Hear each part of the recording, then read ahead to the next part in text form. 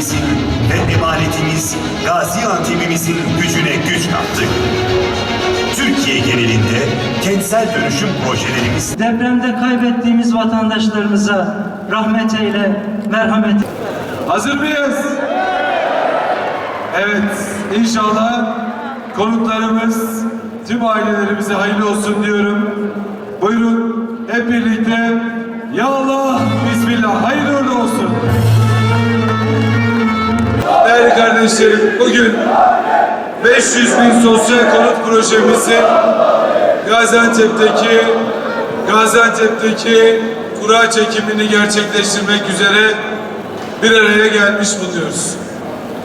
Ve ben bizleri her zaman olduğu gibi bugün de samimiyetle karşılayan, misafirperverlikleriyle bizleri onurlandıran Gaziantep'li hemşehrilerime en kalbi şükranlarımı sunuyor. Hepinize hoş geldiniz, şeref verdiniz, safalar getirdiniz. Türkiye'nin, Cumhuriyet tarihinin en büyük sosyal konut projesini, 100 yılın konut projesini başlattık ve 500 bin sosyal konut projemizi hayata geçiriyoruz.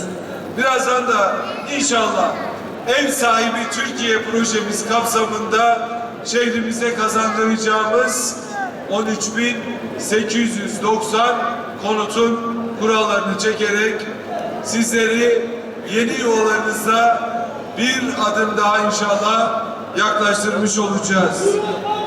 Gaziantep merkezde 12 bin, Aravan'da 80, Islahiye'de 330, Karkamış'ta 30, Nizip'te 750, Nurdoğan'da 300, Oğuzeli'nde 300, Yavuzeli'nde de yine 200 yuvamızı Gaziantep'li kardeşlerimize sunacağız.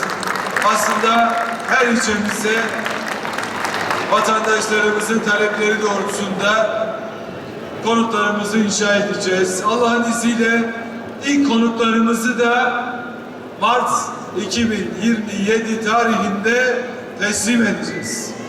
Ben inanıyorum ki bu yuvalar tamamlandığında Gaziantep'imizde konut arzımızı arttırmış olacak ve hem kira hem de fiyat baskısını azaltacak, bir taraftan da mahalle kültürünü güçlendirecek, esnaflık ve bu çapta işte sanayisiyle, istihdamıyla üretimine de katkı sunacağız.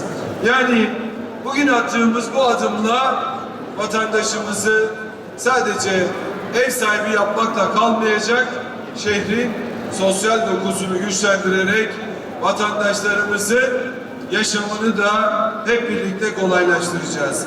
Ben bir kez daha yuvasına kavuşacak olan her bir kardeşimizin evlerinin hayırlı olmasını diliyor ve yuvalarında sağlıkla, huzurla, afiyetle oturmalarını temenni ediyorum. Kura törenine katılan tüm hemşehrilerime konutları inşallah hayırlı uğurlu olsun diyor. Ramazan ayınızı bir kez daha tebrik ediyor.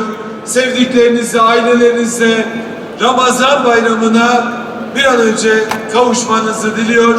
Hepinizi saygıyla, hürmetle selamlıyorum. Sağ olun, var olun, Allah'a emanet olun.